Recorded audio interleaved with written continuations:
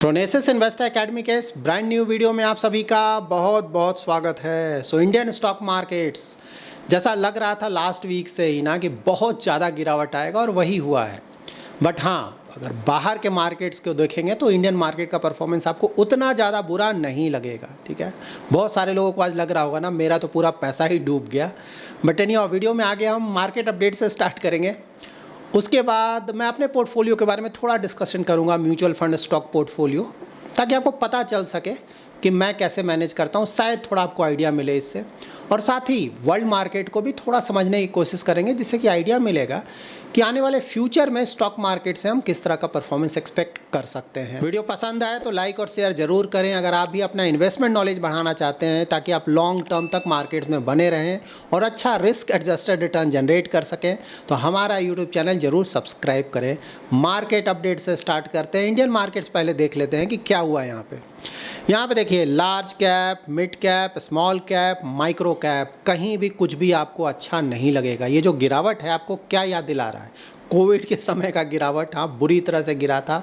और उसके बाद रीसेंट टाइम्स में अगर आप देखें ना, तो जब इलेक्शन का रिजल्ट आया था लास्ट ईयर ना, उस समय भी मार्केट एक दिन बहुत बुरी तरह से गिरा था, क्योंकि मार्केट एक्सपेक्ट कर रहा था कि जो भी रूलिंग पार्टी है ना उसका ज़्यादा सीट्स आएगा, नहीं आएगा, इसलिए उस दिन भी बहुत बुरा गिरावट आया था। तो उसी तरह का आज भी कुछ देखने को मिल रहा है। सेक्टर वाइज अगर आप देखेंगे ना, तो मेटल्स, क्योंकि लग रहा है कि वर्ल्ड में कहीं स्लो डाउन ना आ जाए, तो उसका ऑफकोर्स मेटल का डिमांड घटेगा, बुरी तरह से गिरा है। कमोडिटीज़ बुरी तरह से गिरा है। उसके बाद रियलिटी बुरी तरह से गिरा है। ऑटो बुरी तरह से गिरा है। तो देखिए, ये जो भी गिर रहा है ना, ये सब, इसके साथ खासियत क्या है, ये सभी बहुत सिक्लिकल सेक्टर्स हैं। तो मैं हमेशा आप लोगों को बताता हूँ, जो सिक्लिकल सेक्टर हैं उससे आइडियली हमें बच कर रहना चाहिए, अगर हमें मार्केट का बहुत ज़्यादा आइडिया नहीं है। ये आपको क्लियरली दिख रहा है। ठीक है, यहाँ पे जब रिटर्न आएगा बहुत ज़्यादा आएगा, लेकिन गिरावट भी बहुत आता है। इसके बाद आईटी बहुत ज़्यादा गिरा है। क्यों गिरा है? यूएस, क्योंकि ज़्यादातर बिजनेस तो यूएस से आ रहा है इंडियन आईटी कंपनीज़ का। तो अगर यूएस में ही प्रॉब्लम आ गया तो नेचुरली हमारे आईटी कंपनीज़ का परफॉर्मेंस हिट होगा। तो इसीलिए बहुत बड़ा गिरावट देखने को मिल रहा है आपको। बैंकिंग भी आज बुरा गिरा है, मतलब कि एफआईआईज भी बहुत ज़्यादा बिकवाली कर रहे हैं। ऑफकोर्स शाम में एग्जैक्टली जब डेटा आएगा तो पता चलेगा, लेकिन ये डेटा देखकर तो बिल्कुल लग रहा है कि भाई अच्छा खासा बिकवाली हो रहा है वहाँ से। मोमेंटम फंड्स बुरी तरह से गिरे हैं। मोमेंटम फंड जानबूझकर मैं आप लोगों को हमेशा बताता हूँ, क्योंकि बहुत लोगों ने पहले हाई रिटर्न्स देखकर इन्वेस्टमेंट किया था। मोमेंटम फंड में हमेशा ध्यान में रखें ना, जब मार्केट बहुत अच्छा करेगा तब तो रिटर्न बहुत ज़्यादा आएगा, लेकिन मार्केट में जब भी प्रॉब्लम आएगा तो ये मार्केट से भी कहीं ज़्यादा गिरेगा। इसीलिए यहाँ पे रिस्क बहुत ज़्यादा होता है। तो सबसे पहले यूएस से स्टार्ट करते हैं। तो देखिए, फ्राइडे तो ऑफकोर्स क्लोजिंग बुरी तरह से यूएस का मार्केट्स गिरा था ना, ये फ्राइडे का है, लेकिन हाँ, ये तो हो चुका भाई। फ्यूचर की बात करो आप, तो उसके लिए हमें प्री मार्केट देखना पड़ेगा ना। फ्यूचर्स बहुत ज़्यादा गिरावट, तो ये देखकर तो लगता है कि आज भी शायद यूएस मार्केट्स में अच्छा खासा गिरावट आ सकता है। ठीक है, आ सकता है, क्योंकि भाई फ्यूचर किसी को नहीं पता, देखना होगा। एशियन मार्केट्स देखिए, कंप्लीट ब्लड बाथ। ऑस्ट्रेलिया का मार्केट, जापान का मार्केट तो मतलब ऑलमोस्ट 8% के आसपास गिरा हुआ दिख रहा है। हांगकॉन्ग 13%, कितना ज़्यादा रिटर्न आ रहा था हांगकॉन्ग का मार्केट से ना, तो ऑलमोस्ट पूरा का पूरा रिटर्न ये एक दिन में स्टॉक मार्केट वसूल लेता है। चाइना का मार्केट देखिए 7% के आसपास गिरा। यूरोपियन मार्केट्स का परफॉर्मेंस देख लेते हैं। यहाँ भी आपको कुछ अच्छा देखने को नहीं मिलेगा। ये देखिए, जर्मनी डैक्स 6%, उसके बाद यूके का 5% के आसपास, फ्रांस का 5% प्लस, इटली का भी 5% प्लस, सभी जगह ब्लड बाथ है। इनफैक्ट रिलेटिवली अगर आप देखें तो इंडियन मार्केट्स का परफॉर्मेंस उतना बुरा नहीं लगेगा आपको। ठीक है, तो ये ब्लड बाथ सभी जगह है, यूनिवर्सल ब्लड बाथ इसको आप बोल सकते हैं। अब देखिए कुछ इंटरेस्टिंग फैक्टर्स जिसके बारे में हमेशा डिस्कस करता हूँ। 10 ईयर जीसेक देखिए 3.9% के आसपास आ गया है। मैं हमेशा आप लोगों को बोलता हूँ कि इस पे बहुत ध्यान रखें, इससे बहुत फ़र्क पड़ेगा। मैंने मतलब सैटरडे के वीडियो मैंने आपको बताया था ना, अभी ये 3.5% के आसपास जाने लगा। पहला था कि भाई 4% के नीचे आना, वो जा चुका है। अब ये 3.5% की तरफ जा रहा है, जो कि ओवरऑल हमारे लिए बुरी खबर नहीं है। क्यों नीचे जा रहा है? रिसेशन का डर आ गया है। ठीक है ना, एक तो होता है स्लो डाउन। पहले लग रहा था स्लो डाउन आएगा, लेकिन अब ट्रम्प जो जो कुछ कर रहे हैं उससे एक डर का माहौल आ गया है वर्ल्ड में कि कहीं यूएस में रिसेशन ना आ जाए, और वही जो यील्ड 10 ईयर उसका गवर्नमेंट सिक्योरिटी इतना तेज़ी से गिर रहा है ये उसी को रिफ्लेक्ट कर रहा है, ठीक है। इसीलिए यहाँ से ऑफकोर्स आप और भी गिरावट आने वाले दिनों में एक्सपेक्ट कर सकते हैं, ठीक है। मतलब कि गेस वर्क है, इंटेलिजेंट गेस वर्क है, किसी चीज़ की कोई गारंटी नहीं होती, हमेशा ध्यान में रखें। ऑयल देख लेते हैं, ब्रेंट क्रूड $63। ये तो हम डिस्कस कर ही रहेंगे भाई, वर्ल्ड में अगर प्रॉब्लम आएगा तो बिल्कुल सही बात है, क्रूड ऑयल का कंजम्पशन घटेगा तो उसके कारण ये गिरावट आएगा। उसके साथ साथ जो ओपेक प्लस के कंट्रीज़ हैं उन्होंने अपना प्रोडक्शन बढ़ा दिया है। सऊदी अरेबिया का बोलना है कि भाई एशिया में जो बड़े कंट्रीज़ हैं जो कि ज़्यादा ऑयल खरीदते हैं उसको हम डिस्काउंट देंगे, उसके कारण भी ये फ़र्क पड़ा है। तो ऑयल 60 के आसपास, बिल्कुल उसके नीचे भी जा सकता है, you never know, but demand supply है। मतलब ऐसा नहीं कि ऑयल ना 30-40 चला जाएगा, एक लिमिट तक जाएगा, उसके बाद आप देखेंगे कि स्टेबल करेगा, थोड़ा ऊपर जाएगा। तो इसी तरह से काम करता है ना डिमांड सप्लाई पे। तो अगर बहुत ज़्यादा गिर जाएगा तो उसके बाद प्रॉब्लम होगा ना। यूएस में जैसे जो ऑयल एक्सप्लोरेशन का खर्च है थोड़ा ज़्यादा होता है, ठीक है। तो अगर बहुत कम हो जाएगा तो वो बंद कर देंगे अपना एक्सप्लोरेशन कि भाई मुझे बेचने में तो घाटा होगा, ठीक है। तो एक लिमिट तक ही नीचे जाएगा, उससे नीचे नहीं, उसके बाद थोड़ा बहुत ऊपर आएगा। हाँ, लेकिन 60 के आसपास का क्रूड अगर रहे तो इंडिया के लिए तो ये गोल्डन अपॉर्चुनिटी है ना। इतना ज़्यादा पैसा हम बचाएंगे, ज़्यादातर तो हम खरीदते हैं बाहर से, कम खरीदेंगे तो पूरा पैसा बच रहा है ना, मतलब सस्ते रेट पे खरीदेंगे। बहुत अच्छी खबर है हमारे लिए। नाउ देख लेते हैं king of bad times, that is gold का परफॉर्मेंस कैसा है। तो गोल्ड का परफॉर्मेंस तो ठीक है, मोस्टली फ्लैट है। पूरा वर्ल्ड में त्राहिमाम है, सभी कुछ गिर रहा है, लेकिन गोल्ड में तो ऐसा कुछ प्रॉब्लम देखने को नहीं मिल रहा है। उसके बाद देख लेते हैं king of good times, crypto. Naturally expected है ना कि बुरी तरह से गिरेगा, तो यही है, गोल्ड जब वर्ल्ड वाइड प्रॉब्लम आएगा तो या तो फ्लैट रहेगा या ऊपर जाएगा, जबकि क्रिप्टो करेंसीज का जब भी वर्ल्ड में प्रॉब्लम आएगा बुरी तरह से गिरेगा, ठीक है। तो यहाँ देखिए ना, मतलब 5%, 10%, 9%, 12%, हाँ, कंप्लीट ब्लड बाथ। ना मैं अपने पोर्टफोलियो के बारे में आपको थोड़ी जानकारी दे देता हूँ। तो मेरे पोर्टफोलियो में स्टॉक और म्यूचुअल फंड दोनों में इन्वेस्टमेंट किया हुआ है। तो देखिए, मेरा अगर पोर्टफोलियो देखेंगे या फिर जिस तरह का मार्केट कंडीशन है, तो मतलब होता है एक मेंटल स्टेट, हाँ, क्योंकि मेरा ही बुरी तरह से गिरा है ना, तो मैं बोलूँगा कि थोड़ा खुश हूँ, थोड़ा दुखी हूँ और थोड़ा न्यूट्रल हूँ, ठीक है। खुश क्यों हूँ कि आज मार्केट बहुत गिरा है, इसीलिए तो ग्रीन कलर का टी शर्ट भी पहना है ना कि भाई थोड़ा बहुत पैसा है, इन्वेस्टमेंट करने का मौका था और मैंने थोड़ा बहुत इन्वेस्टमेंट किया हुआ है, ठीक है। तो इसलिए मैं खुश हूँ। उसके बाद थोड़ा दुखी हूँ, ठीक है, कि काश मेरे पास थोड़ा और ज़्यादा पैसा होता, ठीक है, तो और मैं इन्वेस्ट करता है, इसलिए थोड़ा दुखी हूँ। न्यूट्रल का मतलब ये हुआ कि मैंने ज़्यादातर पैसा तो इन्वेस्ट किया हुआ है, ठीक है। ऑल्दो मुझे पहले से पता था, मतलब हम लोग तो डिस्कस करते हैं कि मार्केट यहाँ वोलेटाइल रहेगा और भी ज़्यादा गिरावट आ सकता है, ठीक है, लेकिन मैंने तो कोई पैसा निकाला नहीं है भाई, थोड़ा बहुत स्टॉक से ही सिर्फ निकाला है, म्यूचुअल फंड तो मैं टच करता नहीं हूँ, ठीक है। तो न्यूट्रल इसलिए हूँ कि भाई मेरे ऊपर कोई फ़र्क नहीं पड़ा हुआ है, अगर इन्वेस्ट किया हुआ है तो ठीक है, कोई फ़र्क नहीं, लॉन्ग टर्म का पैसा है, अच्छे क्वालिटी में इन्वेस्टमेंट किया हुआ है, तो गिरने का मेरे ऊपर कोई फ़र्क नहीं पड़ा हुआ है, ऑल्दो मेरा ज़्यादातर पैसा इन्वेस्टेड है, ठीक है। उसके बाद स्टॉक और म्यूचुअल फंड पोर्टफोलियो, सबसे पहले म्यूचुअल फंड पोर्टफोलियो, ठीक है। म्यूचुअल फंड पोर्टफोलियो मैं नहीं बेचता हूँ, ठीक है, ये मैंने हमेशा आप लोगों को बताया है, सिर्फ थोड़ा थोड़ा उसमें मैं इन्वेस्टमेंट करता हूँ। Large cap, mid cap, small cap, flexi cap, सभी में मेरा इन्वेस्टमेंट है, और आईटी में भी थोड़ा बहुत, आईटी के सेक्टर फंड में थोड़ा बहुत इन्वेस्टमेंट है। कहीं कुछ मैंने बेचा नहीं है अभी तक, फ्यूचर में अगर कुछ होगा तो बताऊंगा, ठीक है। उसके बाद थोड़ा सा मैं एसआईपी मेरा चल रहा है ऑलरेडी, और आज भी थोड़ा सा पैसा मैंने, उसको आप टॉपअप बोलेंगे क्योंकि बड़ा पैसा तो नहीं है जो कि लमसम मैं बोल सकूं, बट हाँ थोड़ा सा टॉपअप कुछ फंड्स में मैंने आज किया है, ठीक है। तो ये है म्यूचुअल फंड का पोर्टफोलियो। कहीं कोई पैनिक नहीं। पैनिक क्यों नहीं है कि भाई क्वालिटी, गुड वैल्यूएशन और लॉन्ग टर्म, इन तीन चीज़ों को ध्यान में रखें। अच्छे क्वालिटी के म्यूचुअल फंड स्कीम और स्टॉक्स में इन्वेस्टमेंट करें। उसके बाद वैल्यूएशन रीजनेबल हो, स्टॉक्स में अगर इन्वेस्टमेंट करने जा रहे हैं, कोई वेरी हाई वैल्यू स्टॉक्स को अवॉइड करें। और तीसरा हो गया लॉन्ग टर्म ना, मेरा इन्वेस्टमेंट होराइजन है 10 साल प्लस का, तो मेरे को कोई कंसर्न नहीं है, मैं आराम से बैठा हुआ हूँ। ये हो गया म्यूचुअल फंड। उसके बाद स्टॉक्स अगर देखें ना, तो म्यूचुअल फंड तो वेल डाइवर्सिफाइड है, large cap, mid cap, small cap, लेकिन स्टॉक का जो पोर्टफोलियो उसमें ज़्यादातर देखेंगे तो मिड कैप और स्मॉल कैप का एक्सपोजर है। इसीलिए ना एक मतलब आज एक समय 8.5% के आसपास गिर गया था, जो कि बाद में 6.5% का गिरावट है, ठीक है। तो इसीलिए तो यहाँ पे भी मैंने थोड़ा सा लमसम किया है, ठीक है। स्टॉक पोर्टफोलियो भी मैं ज़्यादा चेंजेस नहीं करता हूँ, लेकिन हाँ स्टॉक पोर्टफोलियो में तो मैं खुद का फंड मैनेजर हूँ ना। तो म्यूचुअल फंड का तो फंड मैनेजर अलग है, उसको पैसा देकर मैंने आराम से बैठ गया कि तुम देख लो भाई। स्टॉक का फंड मैनेजर तो मैं खुद हूँ, मुझे मैनेज करना होता है। तो इसीलिए म्यूचुअल स्टॉक मैंने पहले भी आप लोग को बताया था कि 2 स्टॉक्स मैंने पहले ही काफ़ी मतलब पूरा बेच दिया था और कुछ स्टॉक से थोड़ा पैसा निकाला था, जो कि धीरे धीरे मैं इन्वेस्ट कर रहा हूँ। पहले भी थोड़ा इन्वेस्ट किया, आज भी मैंने टॉपअप किया है कुछ स्टॉक्स में क्योंकि अच्छा मौका था तो किया है। थोड़ा पैसा और बचा हुआ है, एडिशनल मेरे पास कोई खास पैसा नहीं है, वही जो बेचा हुआ पैसा है ना उसी को मैं फिर से डिप्लॉय कर रहा हूँ, ठीक है। और थोड़ा पोर्टफोलियो को डाइवर्सिफाई कर रहा हूँ कि पहले देखिए सिर्फ मेरा 6 स्टॉक्स में इन्वेस्टमेंट था क्योंकि वैल्यूएशन बहुत ज़्यादा हो गया था, कहीं कुछ मिल नहीं रहा था, उसी में रखा हुआ था।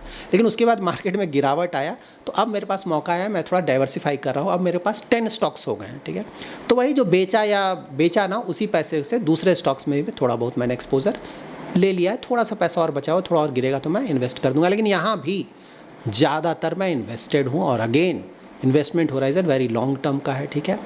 तो वहाँ पे मेरे को कोई कंसर्न नहीं है। आज इंडियन स्टॉक मार्केट्स में इतना ज़्यादा गिरावट आया है तो ब्लेम गेम स्टार्ट होगा ना, बहुत इंटरेस्टिंग होता है ब्लेम गेम। उसके बाद सरकार ख़राब है, आरबीआई ख़राब है, सेबी ख़राब है, यूट्यूब ख़राब है, यूट्यूब के चैनल्स ख़राब हैं, ये सब कुछ बहुत चलेगा आज। हाँ, इंटरटेनमेंट के लिए एंजॉय करें। देखिए मैंने बार बार आप लोग को बताया है ना कि ये लॉन्ग टर्म का गेम है, ठीक है। ये डेली अगर इस तरह से मार्केट अप डाउन करेगा, आप उस पर पैनिक करेंगे, रिएक्ट करेंगे तो भाई आपके लिए नहीं है ना। एक्सेप्ट करें, कोई ज़बरदस्ती तो आपको नहीं बोल रहा हो कि स्टॉक मार्केट में आपको इन्वेस्टमेंट करना ही है। ये तो बार बार मैं रिपीट करता हूँ। अरे ठीक है भाई, मैं नहीं झेल सकता, एक्सेप्ट करें, निकल जाए, दूसरी जगह इन्वेस्ट करें ना। बॉन्ड्स है, एफडी है, गवर्नमेंट के बहुत सारे स्कीम्स हैं, बहुत सारा ऑप्शंस है, कमोडिटीज़ है, रियल एस्टेट है। मतलब देखिए स्टॉक मार्केट ना 50%, 100% मल्टी बैगर रिटर्न, सही बात है, लेकिन वो ऐसा ही नहीं मिलता। उसके लिए आपको बहुत ज़्यादा झेलना पड़ेगा, ठीक है ना, बहुत ज़्यादा झेलना पड़ेगा। और यही पेन है, इसको जो झेल लेगा सालों तक बना रहेगा। वो सही बात है, वो डिज़र्व करता है ना हाई रिटर्न, वो डिज़र्व करता है, उसको मिलना भी चाहिए, वो मिलेगा भी। लेकिन हाँ, कोई ऐसा है कि डाला 5% गिर गया, 10% गिर गया, 20% गिर गया, रोना धोना शुरू, तो वहाँ पे सिर्फ आप ये एक्सेप्ट करें कि भाई मेरे लिए नहीं है। देखिए मार्केट ख़राब नहीं है, ठीक है, क्योंकि लॉन्ग टर्म में यहाँ रिटर्न्स आता है, बिल्कुल आता है, लेकिन प्रॉब्लम है कि भाई आपके लिए नहीं है, क्योंकि सबका रिस्क एपेटाइट अलग होता है ना। एक्सेप्ट करके निकल जाइए यहाँ से, दूसरी जगह जाइए, ठीक है। उसी तरह से कोई शॉर्ट टर्म के लिए इन्वेस्टमेंट करता है तो बार बार मैंने बोला भाई 100% लक है, 2-3 महीना 1-2 साल इन्वेस्टमेंट करेंगे, सही बात है, किस्मत अच्छा रहा तो बहुत रिटर्न, नहीं हुआ तो पैसा डूब जाएगा। तो ये बेसिक चीज़ें ध्यान में रखें ना। यहाँ पे आना है तो क्वालिटी अच्छा रखें, मार्केट का थोड़ा नॉलेज बढ़ाएं, बिना सोचे समझे दूसरों का सुनकर कभी इन्वेस्ट ना करें, क्योंकि पैसा बनेगा तो आपका बनेगा, डूबेगा भी तो आपका डूबेगा। हमेशा ध्यान में रखें, सुने सबकी, करें आपकी, ठीक है ना, अब करें अपनी, ठीक है। तो मार्केट नॉलेज बढ़ाएं, थोड़ा बेसिक नॉलेज रख लें, उसके बाद क्वालिटी अच्छा रखें, वैल्यूएशन अच्छा रखें और लॉन्ग टर्म तक बने रहें। ये जो अप डाउन है ये चलता रहता है ना, मतलब हिस्ट्री देख लें, हमेशा अप डाउन चलता है, कोई बड़ी बात नहीं। कई बार इससे भी बहुत ज़्यादा गिरा है, ठीक है ना, फिर वापस आता है कुछ समय के बाद। और मार्केट अभी तो वोलेटाइल रहेगा, आपको मान के चलना पड़ेगा कि आने वाले कुछ समय तक इस तरह का प्रॉब्लम बना रहेगा, आपको झेलना पड़ेगा। नहीं झेलना है तो भाई बहुत सारे दूसरे इन्वेस्टमेंट प्रोडक्ट्स अवेलेबल हैं। उसके बाद वर्ल्ड मार्केट्स थोड़ा देख लेते हैं, आपको आइडिया मिलेगा। देखिए यूएस में तो सही बात है भाई, अगर इसी तरह से चलता रहा तब तो रिसेशन जैसे प्रॉब्लम आ जाएंगे। रिसेशन देखिए, आप लोगों का कमेंट आया रिसेशन क्या होता है। देखिए 2 लगातार क्वार्टर्स में अगर निगेटिव जीडीपी ग्रोथ रहा, निगेटिव, घटना नहीं, ऐसा नहीं कि 5% था 4% हो गया, घट गया, ये नहीं होता रिसेशन। रिसेशन मतलब निगेटिव में ना -1%, -0.5%, तो 2 लगातार क्वार्टर्स में अगर निगेटिव में चला जाए जीडीपी, उसे बोलेंगे रिसेशन आ गया, ठीक है। अभी तो ऑफ कोर्स नहीं लग रहा है, नियर फ्यूचर में तो नहीं, लेकिन हाँ भाई यू नेवर नो, अगर ये थोड़ा लंबा खिंच जाता है जो प्रॉब्लम चल रहा है, आ सकता है, यू नेवर नो, ठीक है। लेकिन यूएस के साथ प्लस पॉइंट भी है, ठीक है ना। यूएस का प्लस पॉइंट ये है कि इकोनॉमी उसका भी अभी ठीक ठाक चल रहा है, इन्फ्लेशन कम हो रहा है, वहाँ का central bank rate cut already start कर चुका है, ठीक है ना। तो यहाँ पे जैसे ही थोड़ा बहुत प्रॉब्लम लगेगा ना, तो वहाँ का जो सेंट्रल बैंक है तेज़ी से रेट कट करने लगेगा, ठीक है। तो उससे मामला को सुधारा जा सकता है, इसको इस तरह से देखें, ठीक है। और देखिए वैल्यूएशन बहुत ज़्यादा हो गया था यूएस मार्केट्स का, तो गिरना तो बनता था ना, एक बहाना था और बहुत बड़ा बहाना मिल गया, तो बिल्कुल गिर रहा है और यहाँ से और भी ज़्यादा गिरावट एक्सपेक्ट किया जा सकता है। इसीलिए मैंने बार बार आप लोगों को बताया था ना, देखिए यही सब देखकर कि देखिए इंडियन मार्केट्स में ही थोड़ा ज़्यादा एक्सपोज़र रखें, बाहर के मार्केट में यूएस में थोड़ा बहुत एक्सपोज़र रखें और बाकी मार्केट्स को अवॉइड करें, ठीक है ना। अगर आइडिया नहीं है तो, आइडिया है तो आप जो करें, क्योंकि यूएस मार्केट्स में बहुत ज़्यादा ओवर वैल्यूड हो गया था। लेकिन हाँ, थोड़ा बहुत एक्सपोज़र तो लॉन्ग टर्म के लिए रख सकते हैं ना। मैं गिरा है, ठीक बात है, वो भी वापस आएगा, ऐसा नहीं कि खत्म हो जाएगा, ठीक है। इसको इस तरह से देखें, यूएस मार्केट्स में मेरा भी थोड़ा बहुत एक्सपोज़र है और मुझे कोई कंसर्न नहीं, ठीक है, गिरने तो वापस आएगा। लेकिन हाँ, एक लिमिटेड एक्सपोज़र, ऐसा नहीं कि पूरा का पूरा यूएस में, ठीक है, वो प्रॉब्लम होगा। तो यूएस में देखिए बिल्कुल सही बात है, प्रॉब्लम आ सकते हैं, लेकिन वहाँ पे अगर सेटअप देखें ना तो वहाँ पे बहुत सारा लीवे है जिससे कि सेफ्टी नेट पे यूएस जा सकता है। रेट कट अगर तेज़ी से किया जाए, चीज़ों को थोड़ा सुधारा जा सकता है। उसके बाद ट्रम्प का टैक्स कट भी पेंडिंग है, ठीक है, वो भी मार्केट को एक मोमेंटम देगा, ठीक है। तो यूएस का मार्केट थोड़ा और गिर जाए तो अच्छी बात है। उसके बाद थोड़ा अगर चीज़ें सुधरेंगी, फिर ये जो ट्रम्प कर रहे हैं इसमें भी थोड़ा कमी आएगा, तो उसके बाद यूएस मार्केट भी वापस आएगा। बट हाँ, नियर फ्यूचर में तो यूएस मार्केट में ब्लड बाथ और भी ज़्यादा हो सकता है, ये मानकर चलना चाहिए। चाइना देखिए ऑलरेडी बहुत प्रॉब्लम में चल रहा है, ठीक है। तो चाइना के लिए तो कंप्लीट मतलब डेडली सिचुएशन है, ठीक है। अब है कि वो एक्सपोर्ट करेगा कहाँ, हाँ, उसको अब डंपिंग यूएस में तो अब जाना मुश्किल है ना, इतना ज़्यादा हो गया है। यूरोपियन कंट्रीज़ भी चाइना से कोई खुश तो रहते नहीं, प्रॉब्लम चलता है, तो चाइना जाएगा कहाँ। मतलब इंडिया से भी टर्म्स ख़राब है, अब जाकर वो इम्प्रूव करने की कोशिश कर रहा है कि भाई सामान कहाँ बेचेंगे, इंडिया में थोड़ा बेच दें, ठीक है। तो चाइना के लिए भी बहुत डिफ़िकल्ट समय है। अगर जल्दी ही चाइना के साथ यूएस का थोड़ा कुछ ना टर्म्स इम्प्रूव नहीं होता है तो चाइना भी रिसेशन में जा सकता है, ठीक है, वहाँ भी प्रॉब्लम है। यूरोपियन यूनियन अभी तक रिटेलिएट नहीं किया है क्योंकि आपस में ही उनका प्रॉब्लम चल रहा है। जैसे इटली है ना, यूएस के क्लोज है ना, मेलोनी है, हार्डलाइनर हैं, मतलब फार राइट है, ट्रम्प भी फार राइट माने जाते हैं, तो इसीलिए वो चाहते हैं कोई बहुत एग्रेसिव नहीं जाए यूएस के खिलाफ। स्पेन भी शायद मना कर रहा है कि एग्रेसिव नहीं जाना चाहिए, लेकिन हाँ, फ्रांस, जर्मनी, ये सब तो एग्रेसिवली जाना चाहते हैं यूएस के खिलाफ। देखते हैं, अभी तक उन्होंने कुछ फाइनल नहीं, क्योंकि चाइना ने तो ऑलरेडी भाई टैरिफ लगा दिया यूएस पे 34% का। यूरोपियन यूनियन शायद कुछ दिनों में डिसाइड करे, अभी तक नहीं हुआ है। कनाडा ऑलरेडी बात हो रहा है कि वो भी लगाएगा, मैक्सिको भी शायद कोई खास नहीं लगाएगा। बट हाँ, मोस्टली हमें देखना है यूएस, चाइना, यूएई सब बड़े कंट्रीज़ है ना। जापान भी ऐसा नहीं लगता कि कोई खास लगाने जा रहा है, थोड़ा बहुत इधर उधर होगा, बहुत ज़्यादा नहीं लगा। इंडिया भी कुछ नहीं लगाने जा रहा है, मोस्टली हम मैनेज करेंगे ना, आपस में मिल बैठ के कुछ करेंगे। इसके बाद इंडियन मार्केट्स को अगर आप देखेंगे तो बहुत सारे पॉजिटिव हम डेली बेसिस पर डिस्कस करते हैं ना भाई। टैक्स कट का एडवांटेज आ रहा है, इन्फ्लेशन कम है, 9 अप्रैल को मोस्टली आरबीआई रेट कट करने ही जा रहा है, लिक्विडिटी इन्फ्यूजन हो ही रहा है। हमारा जो बुरा दौर था लास्ट ईयर जो हमने देखा था ना, सब कुछ बिल्कुल ठप हो गया, हो चुका, अब तो हमारा इम्प्रूवमेंट होगा, ठीक है। तो ऑफकोर्स वर्ल्ड वाइड प्रॉब्लम्स होंगे तो इंडिया में भी थोड़ा प्रॉब्लम होगा, हमारा भी जीडीपी कुछ हद तक कम होगा, maybe 30, 40, 50 basis points, that I agree. लेकिन रिलेटिवली हम बेटर सिचुएशन में हैं, और अगर बाहर जो हालात हैं वो सुधरते हैं तो हम ज़्यादा तेज़ी से सुधरेंगे और वापस आएंगे। इसको इस तरह से देखिए। तो इंडिया में कोई मेजर कंसर्न फिलहाल तो देखने को नहीं मिलता। जो भी निगेटिविटी आएगा बाहर के कारण आएगा। इंडिया में आपको सिर्फ अर्निंग ग्रोथ देखना है, कंपनीज का परफॉर्मेंस अब आने लगेगा ना, कितना प्रॉफिट ग्रोथ आ रहा है, सेल्स ग्रोथ आ रहा है, वहाँ पे ज़्यादा निगेटिविटी ना है। अगर थोड़ा ठीक ठाक हो, एवरेज हो, तो स्टॉक मार्केट झेल लेगा। अगर वहाँ बहुत ज़्यादा नेगेटिविटी आएगा ना अर्निंग फ्रंट पे, तब तो स्टॉक मार्केट में और ज़्यादा प्रॉब्लम आपको देखने को मिलेगा, ठीक है। इसको इस तरह से देखें तो देखिए यहाँ ओवरऑल यही है कि इंडियन मार्केट्स को लेकर कोई बहुत ज़्यादा कंसर्न फिलहाल नहीं होना चाहिए, क्योंकि इंडियन इकोनॉमी में फिलहाल इंप्रूवमेंट ही आ रहा है, ठीक है। और हमारा वैल्यूएशंस भी पहले के मुकाबले बहुत अट्रैक्टिव हुआ है, आज गिरने के बाद तो और भी ज़्यादा अट्रैक्टिव हो गया, ठीक है। तो नियर फ्यूचर शॉर्ट टर्म अगर आप बोले तो बिल्कुल वोलेटाइल रहेगा ना। अभी तो ये टैरिफ गेम स्टार्ट ही हुआ है, देखना होगा कब तक चलेगा। बहुत लंबा तो नहीं चलेगा, क्योंकि बहुत लंबा चलेगा तो ये जो बड़े प्लेयर्स हैं ना उनमें बहुत ज़्यादा प्रॉब्लम आने जा रहा है। तो ऑफकोर्स कुछ दिनों का हेडेक तो बिल्कुल रहेगा, देखते हैं कब तक चलता है। और एक बार थोड़ा सेटलमेंट आएगा तो हमें इसका बड़ा एडवांटेज मिलेगा। इंडिया ने भी बहुत ज़्यादा टैरिफ लगाया हुआ है, टैरिफ कम करे इंडिया भी तो अच्छा है हमारे लिए, ठीक है। ओवरऑल इंडियन इकोनॉमी के लिए बुरा नहीं होगा। तो चलिए मजबूरी में ही थोड़ा हम टैरिफ अगर कम कर दें, अच्छा है, ठीक है ना। जैसे नेशनल सिक्योरिटी का कोई सेक्टर है उसको टैरिफ मत कम करो, बात सही बात है। उसी तरह से एग्रीकल्चर रिलेटेड कुछ है इंपॉर्टेंट है, उस पर टैरिफ मत करो। दूसरी चीज़ में टैरिफ हमें थोड़ा कम करना चाहिए ना। इंडिया बहुत ज़्यादा टैरिफ लगाता है ना, तो वो इम्पोर्ट ड्यूटी हम इसे बोलते हैं, तो कम करना चाहिए। तो ओवरऑल मजबूरी में ही अगर सरकार ये सब करे तो इसका हमें एडवांटेज आने वाले दिनों में मिलेगा। 91 यही हुआ था ना, हमने पूरा मतलब ना आइसोलेटेड वर्ल्ड बना रखा था, बाहर से कोई आता नहीं था, प्राइवेट सेक्टर का कोई ग्रोथ नहीं था इंडिया में। तो सालों तक ना आज़ादी के बाद से हम बहुत पिछड़े रहे, बिल्कुल बैकवर्ड कंट्री टाइप रहे ना। अब जाके 91 के बाद मजबूरी में ही रिफॉर्म स्टार्ट करना पड़ा IMF के प्रेशर के अंदर, लेकिन हाँ उसके बाद हमें बेनिफिट मिला है इंडिया को ना, तो टैरिफ हमें थोड़ा बहुत कम करना चाहिए और करेंगे तो हमें एडवांटेज मिलेगा। तो मोस्टली मजबूरी में थोड़ा हम टैरिफ कम करने जा रहे हैं, तो मीडियम टू लॉन्ग टर्म में उसका हमें और एडवांटेज मिलेगा। तो वही है, देखिए क्वालिटी, फिर से मैं रिपीट करूँगा, क्वालिटी अच्छा रखें, जंक से बच कर रहें, सिक्लिकल से बच कर रहें।